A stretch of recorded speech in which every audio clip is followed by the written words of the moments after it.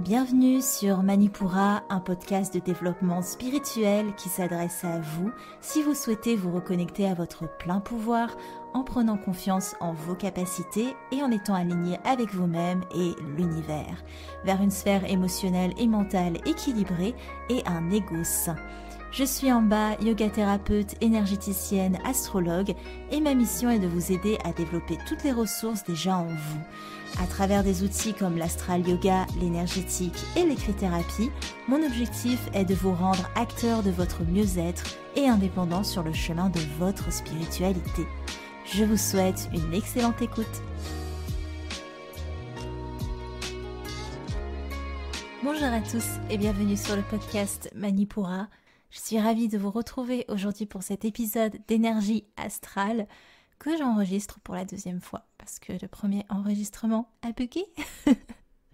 Un plaisir. Mais en tout cas, j'espère que le dernier épisode thématique vous a plu, l'épisode sur les mécanismes des déclencheurs et des conditionnements et surtout comment les stopper grâce à la méditation. J'ai pris en tout cas beaucoup de plaisir à créer cet épisode, alors j'espère qu'il vous a plu. Comment allez-vous ? Avez-vous bien senti la conjonction Mars-Vénus ? Parce que moi je l'ai bien senti, et d'ailleurs elle est encore là, mais voilà, elle était vraiment à son pic et c'était assez compliqué je pense pour beaucoup de gens. Aujourd'hui on va parler de toute façon de la pleine lune en Verseau qui prendra place le 24 juillet et qui sera à son pic à 4h37 heure de Paris. Et ce n'est pas le fruit du hasard si on a une pleine lune en Verseau qui pointe le bout de son nez dans la période qu'on vit actuellement, on va le voir, c'est très intéressant. Avant de commencer, je vous lis un avis qui m'a été laissé par Octaèdre sur Apple Podcasts qui nous dit « Doux et instructif, merci Amba pour tes podcasts toujours aussi complets et inspirants. Tu es une des premières personnes à laquelle je me suis abonnée quand j'ai commencé à m'intéresser à la spiritualité et depuis, j'attends avec la même impatience les prochains. Merci pour ce travail que tu mets à notre disposition. C'est toujours un plaisir de t'écouter. » Merci à toi, Octaèdre, d'avoir pris le temps de m'écrire ce message. Je ne sais pas si vous imaginez le plaisir que c'est de voir les commentaires, les messages, etc. Parce que le podcast n'empêche, on ne va pas forcément penser à poster un commentaire. Donc pour ceux qui le font, merci du fond du cœur, merci à toi, Octaèdre. Je suis vraiment ravie de t'accompagner pour un petit bout de chemin sur ton expérimentation spirituelle. En tout cas, si vous voulez commenter comme Octaèdre, ça se passe dans la section avis quand vous allez sur la page du podcast sur Apple Podcast ou sur une autre plateforme d'écoute si, ma foi, elle le permet, ou encore sur mes réseaux sociaux. Je me ferai un plaisir de vous lire, de vous rendre l'appareil en vous faisant passer sur le podcast.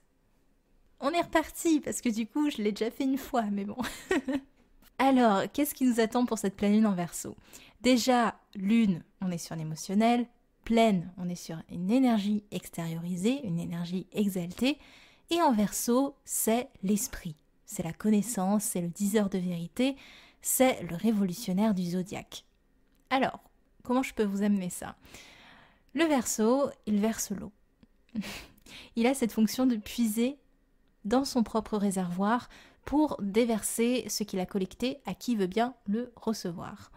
Le Verseau, c'est l'avant-dernier signe de la roue du zodiaque. C'est pas encore le lâcher-prise de l'océan Poisson, mais on est clairement dans un processus d'ascension. Le Verseau est l'inspiration, quand le Poisson, lui, est l'expiration. Le Verseau est inspiré, le Poisson lâche prise. On a tendance à cantonner l'inspiration au Poisson ou au Cancer, mais le Verseau est le signe de l'inspiration véritable. Le Verseau, c'est le signe de l'esprit, et l'esprit, c'est quoi ? C'est un outil de captation, donc d'inspiration. C'est un outil qui nous permet de recevoir des informations. Je vous invite à écouter, je pense que c'était mon épisode 8, je ne sais plus, sur le corps mental où je vous explique la différence entre le mental et l'esprit justement, qui sont souvent confondus. Le Verseau, c'est aussi un signe qui est avant-gardiste. Il capte souvent avant les autres, mais il va partager ce qu'il capte. Il souffre parfois d'une réputation de solitaire, d'une réputation de marginal, mais ça, c'est quand il vibre bas, quand il a une énergie basse. Le Verseau, c'est le signe de l'altruisme parce qu'il partage ce qu'il reçoit comme captation. Il ne va pas le garder pour lui-même parce qu'il souhaite véritablement un monde meilleur. Il passe aussi pour quelqu'un qui ne mâche pas ses mots, qui est un petit peu straight to the point, peut-être trop direct. Il va pas forcément prendre de gants, mais c'est parce que ce qu'il dit, c'est une vérité que beaucoup ne sont pas encore prêts à entendre. Parce qu'ils n'ont pas la même ouverture de conscience que le Verseau. Le Verseau est toujours un peu plus devant. C'est son rôle de faire la connexion entre l'avant et l'après. Il passe l'information, et c'est d'ailleurs le signe qu'on relie aux nouvelles technologies. Il est là dans une perspective de faire évoluer un groupe ou de faire évoluer une idéologie. À son exact opposé sur l'axe, on a le signe du lion, qui lui attend des autres une acceptation, une validation. Le lion, c'est le roi, et un roi, pour être promu, il a besoin d'un peuple pour exister. Lui, le Verseau, c'est le mouvement inverse. Il va chercher à se valider lui-même, à valider ses idées, avant de les pousser vers l'extérieur. C'est vraiment l'idée de se changer d'abord avant de changer le monde. C'est vraiment ça, le Verseau. Il peut paraître du coup un peu individualiste, mais il aspire à rallier à sa cause parce qu'il sait que l'évolution vient par l'aspect communautaire. Pour aller vers le tout est un du poisson, il faut se détacher de l'ego moi-je du lion pour aller vers un esprit de on est tous un. C'est pour ça que les signes Verseau, vous les verrez souvent en communauté, mais cette communauté elle-même, elle est peut-être un peu marginalisée. En tout cas, c'est des groupes qui sortent un petit peu de la norme, qui développent de nouvelles idées. Donc forcément, si elles sont nouvelles, elles ne sont pas encore intégrées dans la société. C'est vraiment des porteurs de projets. J'ai comme exemple mon ex-compagnon qui était Verseau, enfin qui est toujours Verseau, et, et il est décorateur pour les rave parties. Très clairement, on est sur un groupe marginalisé qui porte un projet. Il est inspiré parce qu'il est artiste, mais il a aussi du coup l'idée de développer ce projet pour l'étendre au plus grand nombre. On est vraiment très clairement dans une caractéristique Verseau. Alors pourquoi je vous parle de tout ça? Déjà, vous avez un petit peu les énergies Verseau qu'on va traverser, mais la carte du ciel, elle est très intéressante, celle du 24 juillet. Elle reflète vraiment tout ce qui se passe en nous et autour de nous. Alors c'est toujours le cas, elle reflète toujours ce qui se passe, mais celle-là, celle du 24 juillet, est encore plus parlante. Pour vous donner un rapide aperçu de la carte, alors vous n'avez pas à retenir ça, mais si vous avez des facilités en astrologie, je vous plante un peu le décor, la scène du théâtre de la carte du ciel. On a une pleine lune en Verseau en maison 8, conjointe à Pluton. On a Saturne qui n'est pas très loin. On a aussi Uranus, maître du Verseau, en Taureau, maison 11, maison de la communauté, maison 11 qui commence en Bélier, et une maison 10, maison de la destinée, en Poisson. On a également un ascendant Cancer avec la présence de Mercure, un soleil bien évidemment en Lion. Ok, qu'est-ce qu'on peut dire de tout ça? Déjà, il y a une grande capacité de régénération qui est en train de se mettre en place en ce moment. On est capable, avec cette configuration, d'avoir beaucoup de sang-froid, d'assumer les conditions difficiles, d'être responsable pour amorcer un changement. C'est une lune qui contrôle son émotionnel, qui ne se laisse pas envahir, et c'est pour ça qu'elle s'oppose à son signe domicile, le Cancer, parce qu'elle n'épouse plus ses traits de sécurité, de cocon, de on reste enraciné, bien ancré à la maison. Non, c'est une lune qui est prête pour le renouveau, qui est prête même à se battre pour. Même Saturne vient bouleverser nos acquis, ce qu'il a toujours connu, pour faciliter la transition. Uranus en Taureau maison 11 vient secouer également ce sur quoi on se base dans notre société pour établir de nouveaux codes. Le Bélier, maître de la 11, indique des changements soudains, qu'on va se faire des amis mais aussi des ennemis, avec un Chiron pas très loin en maison 10 qui nous indique que le fait de s'imposer, de se battre pour sa destinée est le moyen de guérir de nos maux. C'est vraiment une carte du ciel qui vient soutenir l'aspect révolutionnaire du Verseau. Clairement, les choses bougent, on n'est vraiment plus dans du statique et on est invité à penser individuel pour étonnamment servir le groupe. Qu'est-ce que je veux pour moi? Qu'est-ce qui fait sens pour moi? La présence du poisson au milieu de ciel indique une confusion, certes, mais elle n'affecte pas nos énergies Verseau, au contraire, elle précise notre objectif. L'irrationnel est privilégié, et ne faut-il pas un peu d'irrationnel pour se détacher d'idées toutes faites? Le poisson, c'est aussi, ne l'oublions pas, le signe de la médecine, là où, à son exact opposé, le fond du ciel, on a le signe de la Vierge qui est la médecine du corps, on va vers une destinée poisson, milieu de ciel, qui est plutôt une médecine de l'esprit. On va de la médecine du corps à la médecine de l'esprit. Pour finir sur cette carte du ciel, le signe du Verseau est présent certes en maison 8, on l'a décrit, c'est des énergies de transmutation, mais aussi il est présent en maison 9, et là c'est la quête d'évolution spirituelle dans nos relations humaines.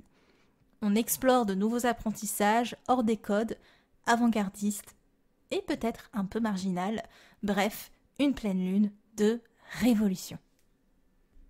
On passe à l'horoscope lunaire. Et par qui on commence? C'est une pleine lune d'air, donc on va aller sur les signes d'air. Je pense qu'on va faire comme ça maintenant. Donc les signes d'air, les Gémeaux, les Balances et les Verseaux. Les Gémeaux, pas mal sensibles et assez nerveux, la nature de votre destinée est en ce moment incertaine et peut dévoiler de grandes peurs. Vous n'êtes pas contre le changement amené par ces énergies Verseau, au contraire, mais votre angoisse a tendance à vous rattraper. Ne prenez pas de décision hâtive et voyez la confrontation à vos peurs comme le cheminement le plus direct vers l'alignement de votre être. Les Balances, c'est la question de la créativité, de la stimulation intellectuelle, mais aussi de l'épanouissement personnel qui se pose en ce moment. Et c'est cette stimulation que vous recherchez via vos relations, quitte à rajouter une attitude théâtrale pour les maintenir dans votre besoin. Vous vous sentez très peu aligné et la conjonction de votre Vénus à Mars a été vécue comme un combat constant. Laissez-vous le temps de poser vos bases avant de chercher à atteindre vos buts. Les Verseaux, vos énergies de naissance sont évidemment décuplées. Votre originalité et votre excentricité vous permettent de vous adapter dans ces vents de changement. Vous êtes dans une grande quête pour redéfinir vos acquis, tout en vous confrontant à vos grandes envies de changer le monde. Attention à ne pas vous épuiser à vouloir vous occuper de ces deux grands buts en simultané. On continue avec les signes d'eau, les Cancers, les Scorpions et les Poissons. Les Cancers, vous vous confrontez de plein fouet à cette pleine lune, votre mental est noyé par votre émotionnel et vous vous occupez avant tout de votre foyer. Tout ce qui perturbera sa sérénité sera mal vécu. Alors les énergies Verseau, très peu pour vous, elles apportent de grandes mutations qui s'imposent à vous sans avoir été invitées. Les Scorpions, comme les Balances, ce qui prime en ce moment, c'est votre épanouissement personnel. Les relations amoureuses peuvent y jouer un rôle majeur. En tout cas, des mutations s'y opèrent et même si les sentiments sont là, vos aspirations et pulsions personnelles priment avant tout. Cependant, et d'un point de vue plus sociétal, votre questionnement sur l'autorité vous permettra de suivre le mouvement de ces énergies de révolution. Les Poissons, vous voici au sommet de la carte du ciel lors de cette pleine lune. Vous vous sentez avoir atteint un but concret qui permet une réelle évolution de votre être. C'est une vraie exaltation personnelle qui, pour l'instant, vous fait passer un petit peu à côté des énergies du moment qui sont très communautaires. Vous aurez un petit peu de mal à comprendre les autres qui pourraient pourtant vous aider à pallier un petit manque de rationalisme, mais vous vous en sortez bien pour ces énergies de pleine lune. Les signes de feu, les béliers, les lions et les sagittaires. Les béliers, vous êtes on fire en ce moment, c'est le cas de le dire. Beaucoup dans l'échange, aspect communautaire. Vous êtes en train de guérir certaines choses et en ce sens, vous êtes à l'aise avec cette pleine lune, synonyme de mouvement. Vous sentez que vous êtes en train de travailler pour quelque chose qui vous porte vers vos aspirations. Les lions, vous êtes très autocentrés en ce moment, normal car vos caractéristiques de naissance sont décuplées par l'entrée dans la saison du lion. L'heure n'est pas à la révolution, vous vous inquiétez plutôt de vos finances qui se trouvent perturbées. Vous avez d'ailleurs du mal à vous imposer, vous êtes tiraillé entre être et ne pas être, ce qui vous pousse soit à narguer le destin, soit à capituler. Courage, courage les lions. Les sagittaires, c'est un peu moins intense, mais tout de même beaucoup d'abstrait dans le travail et l'envie pourtant de s'engager. Vous êtes dans la maison 6, celle de la routine, et vous vous sentez à l'opposition de votre destinée. Pourtant, vous êtes en train de guérir certaines blessures. Oser bouleverser vos acquis sera peut-être la solution pour retrouver votre feu. Et enfin, les signes de terre, les taureaux, les vierges et les capricornes. Les taureaux, vous êtes en ce moment dans vos énergies terre. Il y a pourtant un air de mouvement et de révolution. Vous êtes dans une période d'ouverture aux autres et de partage, mais vous vous sentez quelque peu en conflit avec votre destinée. Tout ça est encore un peu flou et le pragmatisme de votre énergie terre vous aide à ne pas trop vous emballer. Les vierges, vous ne vivez pas forcément bien les énergies de cette pleine lune. Vous êtes concentrés sur votre cocon, vos fondations, pas vraiment dans un aspect révolutionnaire, que vous ne maîtrisez pas très bien d'ailleurs. Vous êtes un peu noyé dans votre émotionnel et centré sur vous, sur vos racines, sur vos buts. Alors tout ce qui n'entrera pas en résonance avec ça sera mal vécu. Les Capricornes, enfin, vous vous portez bien dans ces énergies d'évolution et vous êtes en pleine mutation. Vous serez même un allié de choix pour soutenir ceux qui auraient un peu plus de mal dans cette perspective. Vous prendrez le temps de maturer les choses avant de vous engager ou même de consulter plus mature que vous pour être orienté dans certains de vos choix. Pour finir, pour vous aider à implémenter ces énergies, pour ne pas que ce soit juste des prédictions dans un podcast, je vous donne les outils pour cette pleine lune.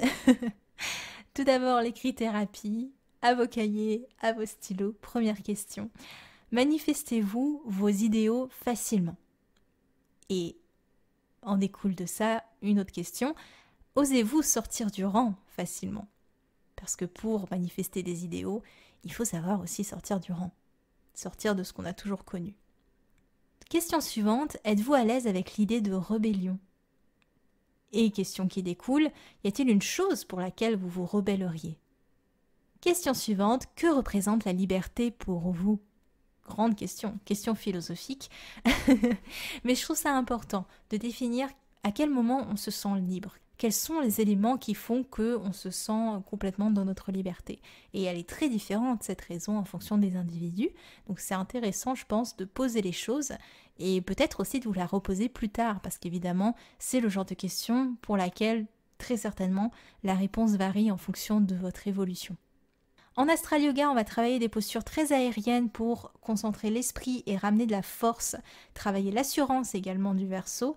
Je pense à Garudasana, la posture de l'aigle, Virabhadrasana, la posture le 3, Virabhadrasana 3, le guerrier 3, ou encore Bakasana, le corbeau, ou Arkakasana dans certaines traditions, ou encore Anumasana, le singe. Évidemment, c'est des postures qui sont pas forcément évidentes à expérimenter. Donc si c'est des postures que vous ne maîtrisez pas, vous pouvez travailler des préparations pour ces postures. Par exemple, pour le corbeau, on va travailler les épaules, les poignets, mais aussi les psoas. Pour Anumasana, on va travailler l'ouverture des hanches, la souplesse de l'intérieur des jambes, etc. Donc si vous n'arrivez pas à rentrer dans ces postures, en soi, c'est pas grave, mais vous pouvez travailler la préparation à ces postures. En méditation, je vous prépare la méditation spéciale Lunaison en Verseau que vous pourrez télécharger vendredi soir. Il vous suffira peut-être de revenir sur le podcast, de cliquer dans le lien des notes de l'épisode et la méditation sera là, toute prête à être téléchargée. Ou si vous me suivez sur Instagram, en bas.manipura, évidemment, vous cliquez dans le lien de ma bio Insta et la méditation sera là, prête à être téléchargée vendredi soir. On fera une méditation du coup très portée sur Ajna Chakra, sur l'inspiration, vous verrez. Et évidemment, si vous êtes abonné Manipura, vous n'avez rien à faire. Je vous envoie tout par mail. Vous avez en plus plein de surprises, de contenus surprises, d'exercices en plus pour chez vous, d'écrit-thérapie, etc. Vous avez plein de choses quand vous êtes abonné Manipura. Et d'ailleurs, les abonnés savent que je suis souvent en retard sur la newsletter. Elle sort souvent le lundi au lieu du dimanche. Mais quand elle est en retard, c'est parce que je prépare tellement de surprises que voilà, j'arrive pas à rentrer dans les temps. Mais voilà, j'aime bien vous gâter parce que si vous m'avez fait confiance à rentrer votre mail sur mon site internet, c'est que vous avez envie de contenu de qualité et moi, je suis là pour vous donner ce contenu de qualité en dehors du podcast avec quelque chose de encore plus construit, voilà. Donc, je pense que vous avez compris l'idée. Évidemment, si vous voulez être abonné Manipura, il vous suffit de vous inscrire dans le lien des notes de l'épisode. Et pour finir ce podcast, je tiens aussi à vous dire qu'il y a une toute nouvelle plateforme pour les ateliers Manipura.